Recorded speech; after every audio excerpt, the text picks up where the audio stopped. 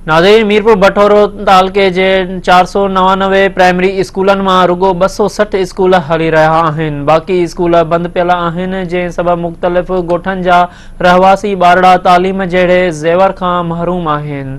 उन हवाले सां ॾिसूं था मीरपुर बटोरो मां करीमदाद चांडियो जी हीअ रिपोर्ट। तइलीम वारे खाते पारां तइलीम में सुधारे जूं दावाऊं त कयूं थियूं वञनि, पर ज़मीनी हक़ीक़तूं उन जे उबतड़ आहिनि। तहलके मीरपुर बटोर में कुल 499 प्राइमरी स्कूल आहिनि, जिन मां फ़क़ति 260 स्कूल हलंदड़ आहिनि। बाक़ी 239 स्कूल बंदि पियल आहिनि, जिन मां 30 स्कूल तइलीम खाते पारां मुख़्तलिफ़ सबब ॼाणाए क्लोज़ करे छॾिया आहिनि। बंदि पियल स्कूलनि जे ॻोठाणनि मेहरान टीवी सां वीचार कुछ हीअं वंडिया आहिनि। मोहम्मद मूसा रबर साईं जिन खे अर्ज़ थो करियां त असांजे ॻोठ में स्कूल जूं बिल्डिंगूं 2 ठहियलूं आहिनि, जेके तबाह हालत में 10 साल खां स्कूल बंदि आहे।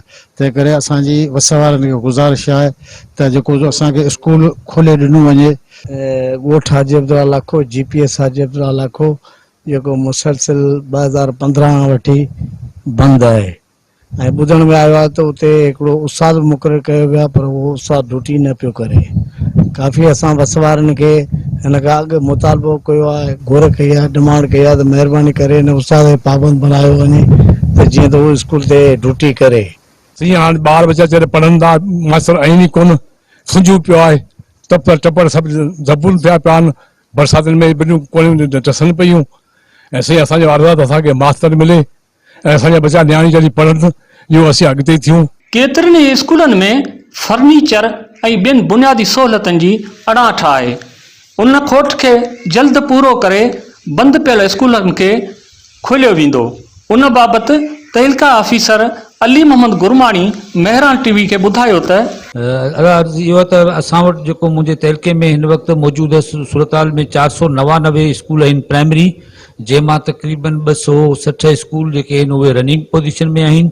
ऐं इन में हिकिड़ी ॻाल्हि आऊं ॿुधायां तव्हांखे त जेके शहरनि वारा स्कूल आहिनि उते असांखे उस्ताद तमामु घणा ॾियणा था पवनि, पर सिंध गवर्नमेंट जी जेका मौजूदा अपॉइंटमेंट वारी पॉलिसी आहे उन में हिन वक़्तु मौजूदा वक़्तु 200 स्कूल मुंहिंजा जेको आहे सो नवां खुलनि पिया, क्लोज़ स्कूल जेके आहिनि उहे नवां स्कूल खुलनि पिया। उन सां तइलीमी मयार जेको आहे उहो इंशाअल्लाह तमामु बहितर थी वेंदो हुओ। तहलके मीरपुर बटोरे में 80% स्कूलनि जूं इमारतूं ज़िबून हाल आहिनि, जिन मां 40% इमारतूं ख़तरनाक करार ॾिनियूं वयूं आहिनि ऐं 40% इमारतूं रिपेयर जे लाइक़ु आहिनि।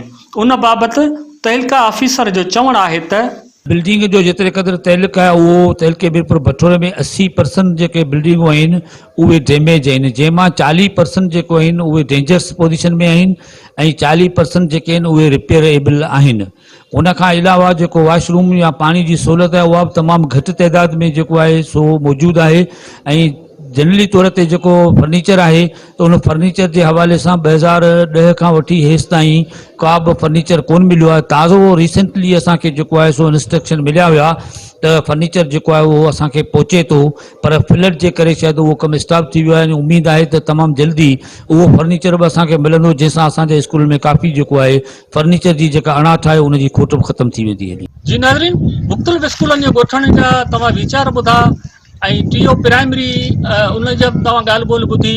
ऐं ज़रूरत हिन ॻाल्हि जी आहे त हुकूमत सिंध ऐं तइलीम खातो फौरी तौर तइलीम ते तवजो ॾेई करे ऐं जेके ज़बून हाल बिल्डिंगूं आहिनि ऐं उन्हनि खे ठहिराए ऐं जेके स्कूलनि में जेके उस्ताद मुक़ररु करे इन्हनि में जेको तइलीम जो अमल शुरू करायो वञे।